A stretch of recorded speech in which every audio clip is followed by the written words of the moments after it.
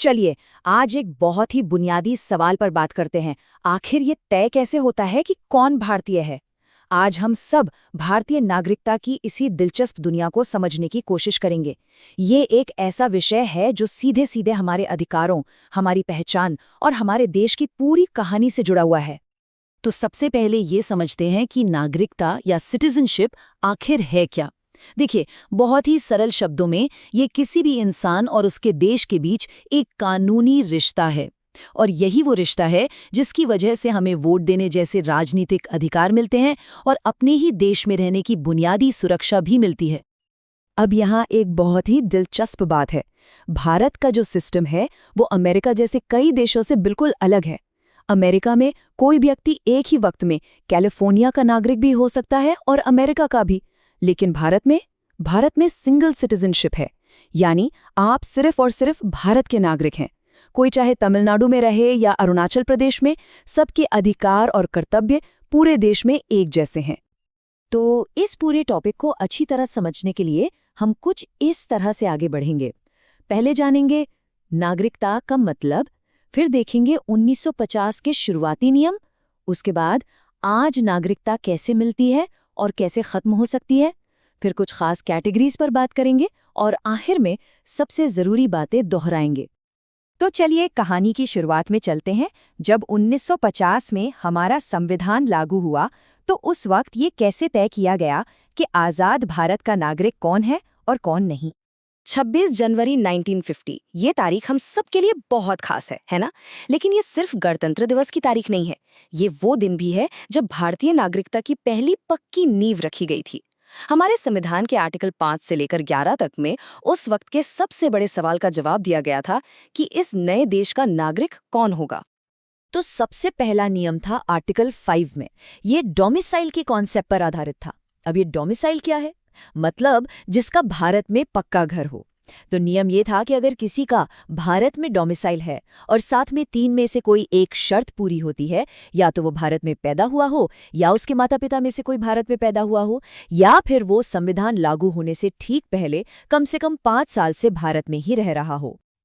और हाँ, इन शुरुआती नियमों पर देश के बंटवारे का यानी पार्टीशन का बहुत गहरा असर दिखाई देता है।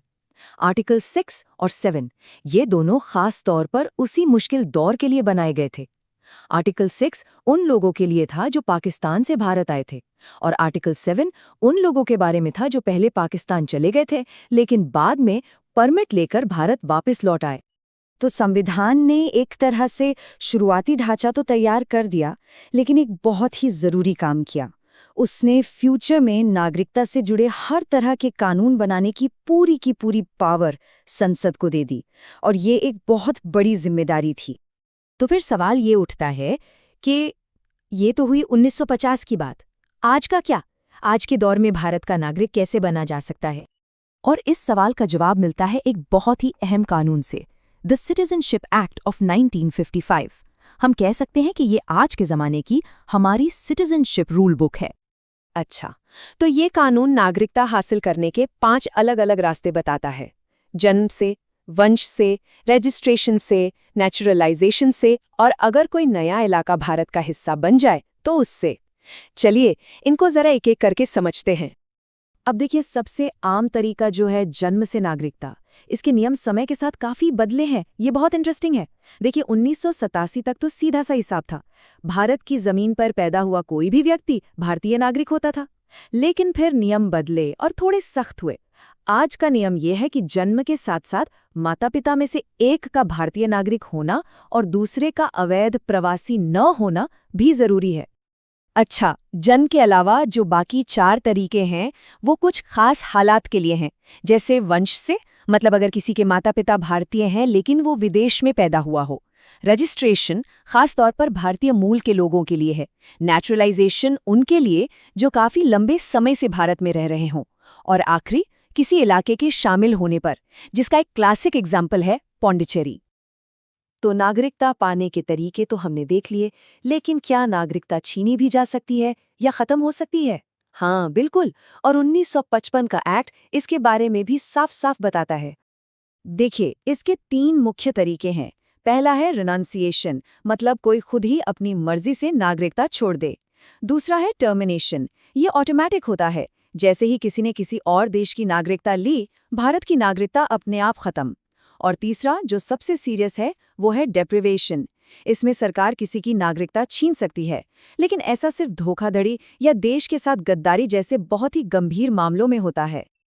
चलिए, अब इन बेसिक नियमों से आगे बढ़ते हैं और कुछ खास कैटेगरीज को समझते हैं जो आजकल काफी चर्चा में रहती हैं। सबसे पहले बात करते हैं OCI की कार्ड की, यानी ओवरसीज सिटीजन ऑफ इंडिया। ये एक बहुत ही खास चीज़ है। जिनके पास ये कार्ड होता है, उन्हें भारत आने जाने के लिए पूरी जिंदगी का वीज़ा मिल जाता है। वो यहाँ प्रॉपर्टी भी खरीद सकते हैं। लेकिन एक बात साफ होनी चाहिए, ये दोहरी नागरिकता बिल्कुल नहीं है। OCI कार्ड होल्डर्स को भारत में वोट देने का या कोई संवैधानिक पद संभालने का अधिकार नहीं होता।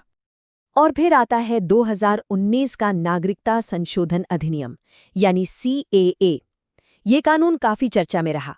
इसका मकसद 3 पड़ोसी देशों अफगानिस्तान, पाकिस्तान और बांग्लादेश से आए कुछ खास धार्मिक समुदायों के लोगों को नागरिकता देने की प्रक्रिया को आसान बनाना है।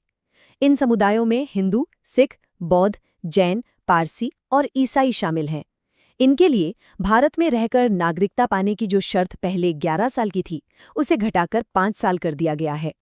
तो खैर, इतनी सारी बातें हो गईं संविधान से लेकर 1955 के एक्ट और हाल के संशोधनों तक। चलिए, अब इन सबको समेटकर कुछ सबसे जरूरी पॉइंट्स को फिर से याद कर लेते हैं। सबसे पहली और बड़ी बात, भारत में सिंगल सिटीजनशिप यानी एकल नागरिकता का सिद्धांत है। दूसरी बात, नागरिकता की कहानी की शुरुआत हमारे संविधान के आर्टिकल्स 5 से 11 ने की। तीसरी बात, आज के सारे नियम कानून मुख्य रूप से द सिटीजनशिप एक्ट 1955 पर आधारित हैं। और चौथी और शायद सबसे ज़रूरी बात यह है कि नागरिकता से जुड़े नियम पत्थर की लकीर नहीं हैं। इन्हें बदलने का अधिकार हमारी संसद के पास है। और ये सारी चर्चा हमें एक बहुत गहरे सवाल पर लाकर छोड़ देती है। अगर नागरिकता ही ये तय करती है कि कौन इस देश का हिस्सा है, तो फिर इस परिभाषा के लगातार बदलते रहने का असल में क्या मतलब निकलता है? ये एक ऐसा सवाल है जिसका जवाब हमारा इतिहास और हमारे कानून दोनों मिलकर वक्त के साथ लिखते रहते हैं।